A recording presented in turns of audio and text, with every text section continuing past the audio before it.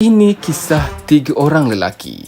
Yang ini namanya Abu, seorang yang sukakan perjuangan tapi selalu nak jadi ketua. Ini pula Acong, seorang yang hebat tentang duit tapi selalu rasa duit dia je yang paling besar.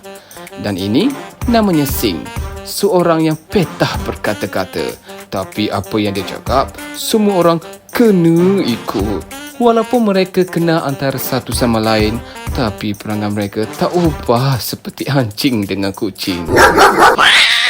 Dan hari ini, segalanya mungkin akan berubah dengan satu nota ringkas dan satu pesanan.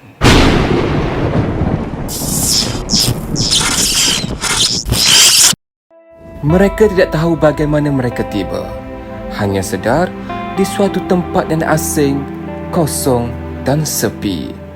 Mereka bertiga, tapi berdiri seperti bukan dari bumi yang sama, kerana bila jiwa tak bersatu, tanah yang sama pun boleh terasa asing. Di tengah ruang yang kosong, sesuatu menarik pandangan mereka. Sebuah beg lama, kusam, tertanam separuh di pasir, seolah menunggu untuk ditemui. Langkah mereka mula menghampiri, tapi bukan untuk bersama. Tangan-tangan itu mula merebut. Bukan kerana tamak, tapi kerana rasa akulah yang paling layak. Dan di saat tangan-tangan itu saling menolak, beg itu akhirnya terlepas, jatuh, terbuka dan mereka nampak sesuatu yang buat mereka diam 1000 bahasa. Dalam beg itu bukan harta, tapi ingatan. Sehelai bendera jalur gemilang yang pernah mereka pegang bersama waktu dunia belum ajar mereka tentang perbezaan.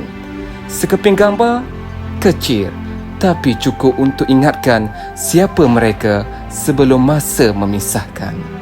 Dan waktu itu, mereka terdiam. Tak ada siapa nak jadi ketua, tak ada siapa nak kira harga, tak ada siapa nak berkata-kata. Dan di saat itu, mereka tak lagi berdiri sebagai 3, tapi sebagai satu jiwa yang kembali percaya bahawa negara ini tak dibina oleh tangan yang sama, tapi oleh jiwa-jiwa yang memilih untuk berdiri bersama. Bila bangsa tidak lagi dihitung dan perbezaan tidak lagi ditolak, maka tiap jiwa akan disatuni sebagai manusia. Selagi kita tak berpaling dari satu sama lain, selagi itulah merdeka akan terus bernyawa.